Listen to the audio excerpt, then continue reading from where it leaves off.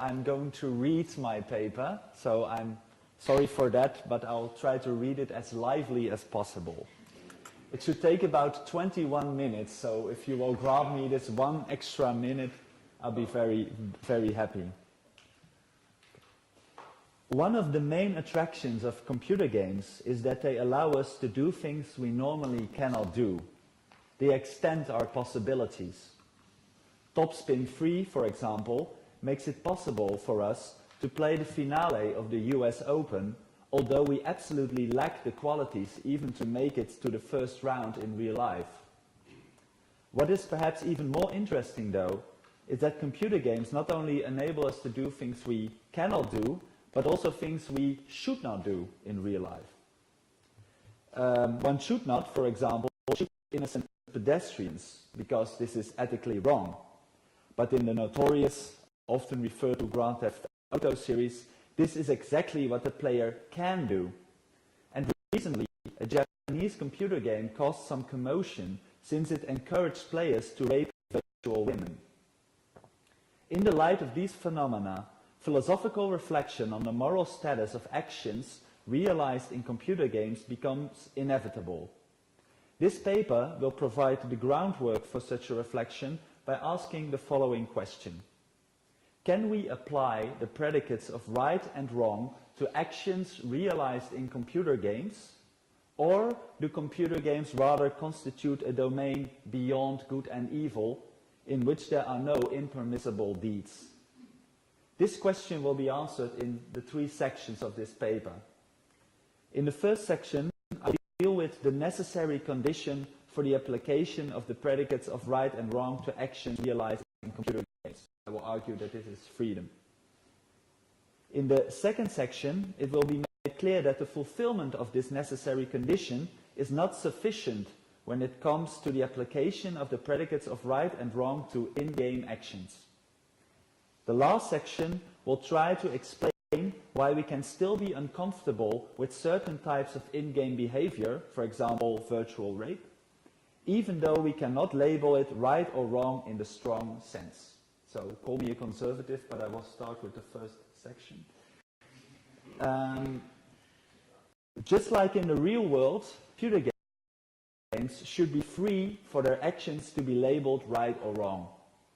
Of course, a certain degree of freedom is implied in every game.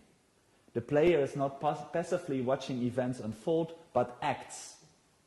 Still, not all actions realized in computer games appear to be suitable to moral evaluation. What type of freedom is required to judge in-game actions morally? To answer this question, 2 kinds of practical rationality will be distinguished. Many computer games only call for the kind of practical rationality that is usually labeled instrumental rationality. They set out a well-defined goal for the player to accomplish, and the player acts rationally when she finds the most efficient means to reach it. Think, for example, of SimCity 2000, where the player has to successfully build and run a city. She has to find the optimal way to accomplish this task, but there seem to be no strictly moral decisions involved. There is, however, a second type of practical rationality that is increasingly being implemented in games. The player is given free choice in matters that do not merely appeal to our capacity to deploy instrumental reasoning. In Call of Duty 5, for example, the player, incarnating a Russian soldier fighting in Berlin in 1945, is confronted with a group of German soldiers who want to surrender. She is, however, ordered by the commander of her unit to shoot them. If she does not do so, the commander of the unit will order some of her fellow soldiers to burn the German soldiers alive with Molotov cocktails. The designers of Call of Duty 5 quite obviously used this scene to provoke some kind of ethical deliberation on the side of the player. What is the best thing to do? Shooting soldiers that are trying to surrender, or letting them be burned with Molotov cocktails? The game gives the player the space to make a decision that cannot be made on the basis of instrumental rationality alone. And in a Again, in Grand Theft Auto, for example, the player roams a virtual city where she can kill innocent pedestrians, but she is not forced to do it. It is up to her to decide for it or not. So let me recap. More and more computer games allow the player to act freely and to deploy not only instrumental but also moral reasoning, thereby fulfilling the necessary condition for labeling actions right or wrong. So why not simply apply our daily non-virtual ethical paradigms to in-game actions without further ado?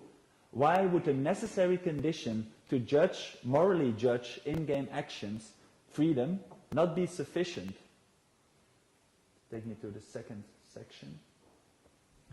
To show what remains problematic with regard to the application of the predicates right and wrong to in-game actions, a small detour must be made. From a phenomenological perspective, we can describe our being in a virtual game world as a form of image consciousness. We are dealing with objects through a mediating object, the image. And it is only because of the screen that the world of, for example, Call of Duty 5 can be disclosed. But image consciousness is characterized, and I take this from Edmund Husserl, image consciousness is characterized by what Husserl calls neutrality, or the so-called as-if modification. When I look at, for example, a photograph of my late grandfather, I do not really perceive him. You know, I can't, he's dead. It is only as if I do. So objects intended in image consciousness are so-called beings as if, objects as if, not actually present but only virtually there. Moreover, in image consciousness, not only the objective correlates of my mental acts are neutralized, the mental acts themselves are too. Not only my grandfather has the as-if modality, also my seeing of him is neutralized and in a sense unreal. Immersed in a game environment then, nothing really happens because the totality of my conscious life, both my mental acts and the objects that I intend in these mental acts, are neutralized. So let us return to the problem of morality in computer games, or the moral status of in-game actions. So I've discussed the effect of the as-if modification on acts of virtual perception using the example of the photograph. But how does it affect this neutrality modification, the actions realized in an image world, in the game environment? I will argue that the as-if modification, and I'm the first one to do this, I think, challenges both consequentialism and deontology as paradigms to validate virtual actions.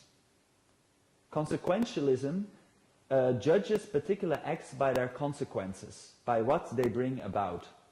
In computer games, however, everything brought about by our actions is brought about as if. When I kill a character in Grand Theft Auto, I do not actually kill someone. In the strict sense, nothing is actually brought about in the game world, which explains why we cannot be convicted for virtual murder. So maybe we should resort to an ethical framework that focuses not so much on the outcome of actions, since in virtual game worlds there are no actual outcomes, but rather on the intentions grounding action, so which takes us to deontology. But as we have seen, the as-if modification not only encompasses the correlates of acts, not only the objects, but also the acts themselves. So when I kill someone in Grand Theft Auto, there is no intention to actually kill someone. It is only as if I am going to kill someone. Actually, I am not pulling a trigger. I have never pulled a trigger. I have only touched the mouse of my computer. This leads us into a second problem with regard to morality in computer games. Immersion in the game environment renders the question concerning the identity of an agent and thereby the one concerning responsibility problematic. At first sight, it seems clear who is the subject corresponding with the as-if intentions, me. Things are, however, a bit more complicated. Immersed in an image world, I do not only lose track of the actual world surrounding me, but to a certain degree also of my actual ego.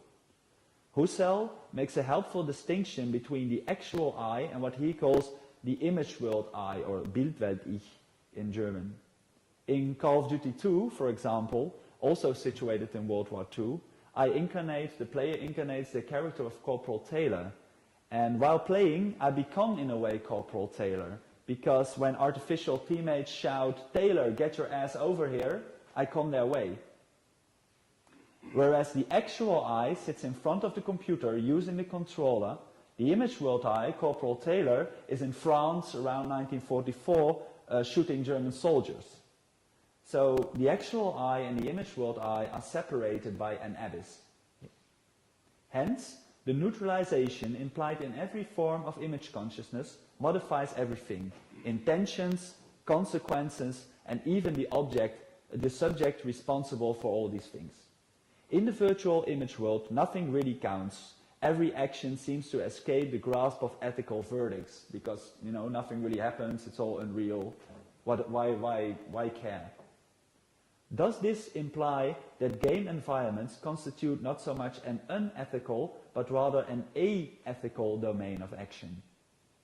But why then are we so disturbed by excessive violence or perverted sexual acts in computer games? Why is this rape game, this Japanese rape game, wrong? Or why is it wrong to do so, to rape in computer games or Second Life? Why are we not at ease with people engaging in virtual rape, virtual excessive violence, even if we know very, very well that actually they are not doing anything wrong? This takes me to my last paragraph. In this last paragraph, a possible ground for our discomfort with certain kinds of in-game actions will be put forward. Hopefully, this will lead to a nuanced account on the problem of morality in computer games that does not overlook the harmlessness of virtual action caused by its irreality, but still explains why we are not at ease with certain types of in-game behavior. In order to do this, I will leave the high-tech world of the computer game behind me for a moment to consider a more traditional example of neutralized action, the theater. Everything that happens on stage happens in the as-if modification. The actors are never really acting. They are never really realizing actual practical intentions, but they rather depict actions. In Shakespeare's Caesar, for example, the actor that is playing the part of Marcus Brutus is, of course, not actually murdering the actor playing Caesar. The murder is only depicted. There is a clear distinction here between the actor as an actual person who is depicting Marcus Brutus and his image world I, Marcus Brutus. When one does not know that one is looking at the play, the revelation of this distinction can come as a relief. In the British comedy series Blackadder III, situated in the late 18th century, the Prince Regent, who is said to have a peanut for a brain, attends Shakespeare's Caesar. The moment that Brutus stands behind Caesar with a knife, he shouts, "Look behind you, Mr. Caesar." And after Brutus has murdered Caesar on stage, the prince calls in the guards to arrest the actor playing Brutus. When, however, he is told by his butler that it was just a play and that the actor playing Caesar is standing on the stage awaiting applause, he is utterly relieved. The relief the prince feels, however, is quite different from the relief one would feel that when an actual attempt to murder someone has been made but failed. Because in the context of the theater, the murder itself is still there, but it appears in a different light, to put it more in technical phenomenological terms, in a new modus of presentation, the as-if modification. This example seems to support the idea that actions as if, like in-game actions, can never be labeled right or wrong. Although something ethically condemnable seems to happen on the stage, our discomfort fades away to make place for relief once we are aware of the fact that it is only a play. We should, however, dwell a little longer on the example of the theater, for we have left a possibility unexplored, a movement not from discomfort to relief, but rather the other way around, from relief to uneasiness. The exploration of this other possibility might help us understand why we are so uncomfortable with excessive violence or sexual perversity in games. In an essay on pictures, Robert Sokolowski argues that an actor needs an audience to act. He gives the example of an actor playing Richard III without an audience. A possible effect of this could be that the actor starts losing himself in the role. No longer does he merely depict Richard III, he rather starts to act and feel like him. According to Sokolovsky, the actor now imagines to be Richard III, so this is where this point should have come in. And imagining is a far more serious activity than depicting. Whereas in depiction, the emphasis is on difference. I am depicting someone else, Richard III, Marcus Brutus. In imagination, it is on identity. I coincide with what I depict. I think that I am that person. The example of Shakespeare's Caesar started with a feeling of relative uneasiness, someone is being murdered, oh my God, and ended with relief, it was only a play. But here it is the other way around. What seems to be just acting starts to swallow the actor. Whereas the actor is normally in a position best described as in a way disengaged, she does not coincide with what and whom she depicts. This engagement can be totally lost and is totally lost here. This is something that strikes us as worrying, and we might interfere to re-establish the distinction between the image world I and the actual person. Doing so, we aim to re-neutralize the de-neutralized situation. Let me now return to the theme proper and to the end of the paper, the moral status of in-game actions. Although I've argued that it is hard to label these actions right or wrong, some of them seem not right at all. I have appealed to the somewhat vague concept of discomfort to indicate this. My discussion of this concept in the context of the theater has hopefully contributed to its clarity. We feel discomfort when there is no clear distinction between the actual person and the immoral image world I. The hypothesis I would like to put forward is that something similar bothers us about, for example, people engaging in virtual rape in a game. Our problem with virtual rapists in a computer game is that we suspect this virtual rapist of not being in a disengaged state. We suspect her of not merely depicting a rapist in a game, but of imagining to be one while performing acts of virtual rape. The virtual rapist is probably not only aroused as if by her actions, she is actually aroused. This causes the difference between her actual personality and her image world I to collapse. In a way, these two distinct personalities start to coincide, which makes the in-game action more than just virtual. The knowledge that someone engages in virtual rape makes us feel uncomfortable, not because it actually harms someone, it does not, but because we think that someone doing this is actually aroused by it. This makes it very hard to say that this person is just depicting a rapist in the world of the game. It is more likely that she imagines to be one while performing acts of virtual rape. And imagining, as was made clear by the example of the theater, is a far more serious activity than depicting. So last paragraph. Implicit in my argument is, and this is important to stress, is that in-game actions are not in themselves discomforting. It is not the case, for example, that virtual rape is intrinsically more disturbing than virtual murder, as some have tried to argue. I've developed an argument referring to the subjective disposition of the person performing the in-game act. Not only in the case of virtual rape, but also in the one of virtual murder can we be disturbed when an agent is swallowed by the game to a degree that it becomes impossible to distinguish the actual person from the image world I. There is something discomforting, about someone who imagines herself to be a killer instead of merely depicting one in the context of the theater or the computer game. Most players of violent computer games seem aware of this distinction. They do not think of themselves as killers. There is still a wide enough gap between themselves as actual persons and their virtual incarnations in the computer-generated world. They are immersed in the game, but still conscious of this immersion and of the abyss separating the virtual and the actual. They may be depicting immoral acts, but they are not imagining to be really engaged in them. In this last case, virtual actions start to contaminate the actual person. What happens in the image world starts to affect her own personality. It becomes clear, namely, that she not only takes pleasure in depicting murder or rape, but is interested in these activities themselves, using the game as a substitute for what she actually wants to do. Thank you.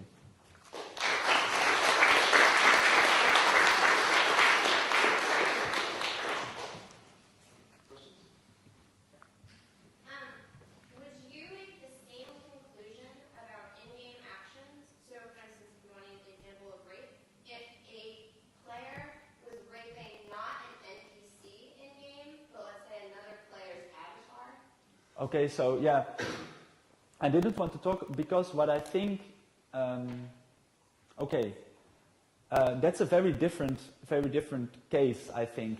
But in a way, it's easier because when you're raping an avatar and behind this avatar there's an actual person, I think then it's easier to just let our normal ethical paradigms work, because then I'm indirectly through the avatar maybe harming or humiliating an actual person. So I can morally judge this action with my normal ethical paradigm, since there's like a real person involved, and the virtual character is only like kind of a means of a kind of indirect way to harm this actual person. So that would be my answer. I don't really think there is such a big difference between depiction and imagination, because there will always be the person free. Yeah, it's not. That's a critique I've heard a lot. I took this distinction from this American phenomenologist Sokolovsky, but I'm more and more convinced that it's indeed a kind of a gradual thing, and that what he calls depiction is maybe imagining to be someone, but like on a lower level, whereas really losing yourself in it is a very high degree of imagination. But indeed, it's more a skill, and then more a gradual thing than a categorical thing. Sure. Yeah. Yeah. So I think that what others, I didn't get the conclusion of the argument. But I think that what bothers is, why do we even want to pretend to kill or rape? That's why we want to? Okay. Yes. Why do we want to? Why create opportunities? Why do we find pleasure in it? I think that's what's bothering many people. I don't know. I think that's very hard. I think that has to do with, maybe you have to call for, as a philosopher, that's maybe hard to answer that. But maybe it has more to do maybe with human nature, or I don't know. I find it very hard to answer this question. Why do we want to do that? I think. No, I'm not asking you to answer that. But I think, don't you think that that's what's bothering people? Yeah. No. Familiar with playing games. Yeah.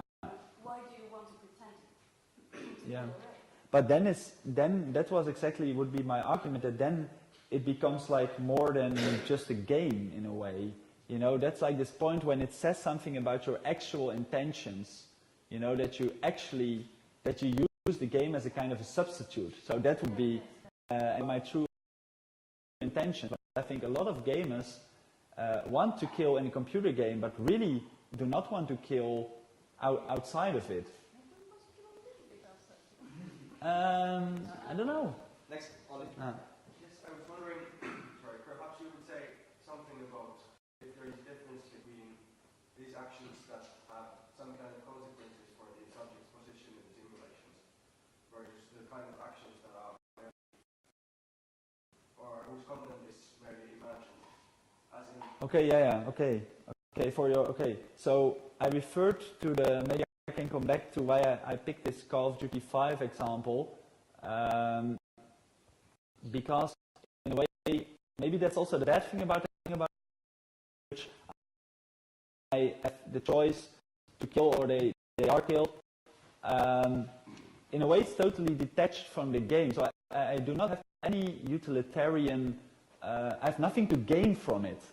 You know, that's what I think is interesting there. There are no instrumental reasons for doing the one thing or the other thing. So in a way that's very unlike real life, but exactly does not affect my position in the game, but it becomes kind of like maybe purely case for moral reasoning in the game.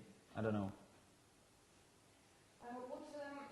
Why is me coming back to your question? Is the assumption that most gamers or all gamers or people necessarily want to explore all these forbidden things and so on? And it is not true. It's not in my experience. I do not want to fantasize and imagine certain things, even though it doesn't harm physically anybody. So, but there is quite often an unquestioned assumption that this is why games are attractive. Yeah. You can do things you shouldn't do. Not really. In my experience, and I wasted a lot of my life doing, a lot. So it's quite, most of the time, it's a grudging acceptance, and it's feeling that my integrity is corrupted by, in some way that, okay, I don't really want to do that, but it's only games, so I have to. And I know that there are no consequences, and I don't go around hugging trees and feeling bad about it, but in that moment there is a kind of a feeling that there is, and sometimes much more rarely, there is an occasional, oh, thank you for making this optional. So what I'm trying to say is that I think we should sort of maybe assume less about what makes games attractive to some general a player. Yeah.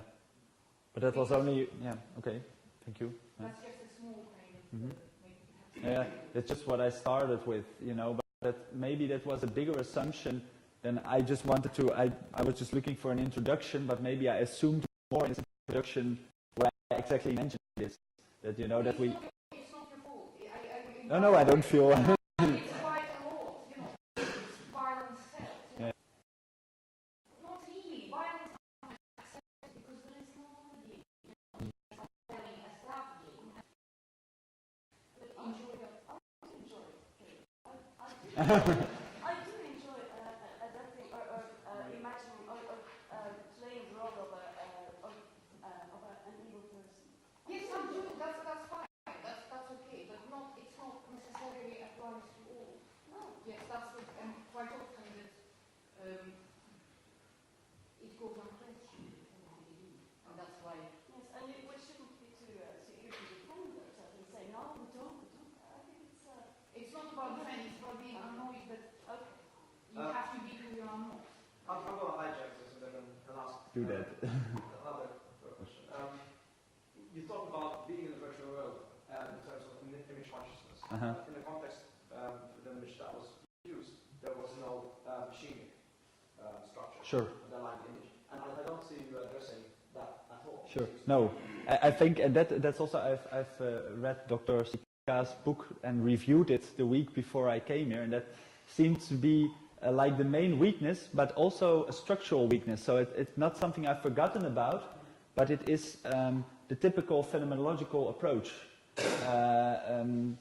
As a phenomenologist, I can only attend to the visible in a way, and I am kind of structurally blind for the underlying structures that are regulating this fictional or visual component. And I was kind of, compelled by the argument in the book that we should really not attend to just the representational layer, but also the structural layer. But if I may say something in defense of myself, is that I think,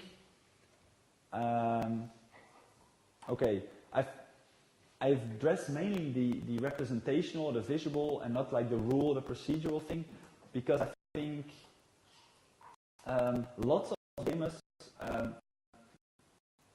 I'm not a gamer myself, maybe that's a problem. I always had the feeling that our normal dealing with games is that we are dealing in visual, that we are dealing with it in this visual world, and that the rules only have meaning to the degree that they show themselves in this more visual layer. But you're completely correct that I'm totally unattentive to the procedural level of the game. So yeah, touché. As a phenomenologist, you're only attending to the visual, but I don't see why that's the case. As a phenomenologist, you're attending to the experiential.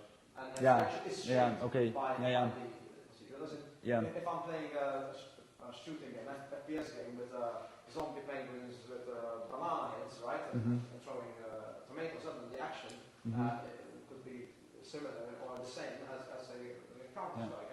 And then just because there's lots of blood in Counter-Strike, I mean, yeah, but there's some overlapping there which this doesn't account for. Yeah, but I have some kind of fear for a kind of reductionism that I will reduce the visual layer to some kind of underlying structure, and that is very analogous as Husserl was afraid that we would reduce the visual normally experienced reality to its scientific structure and say, well, it's nothing more than a function of this scientific structure. So that would be my reason for emphasizing the experiential layer, but of course,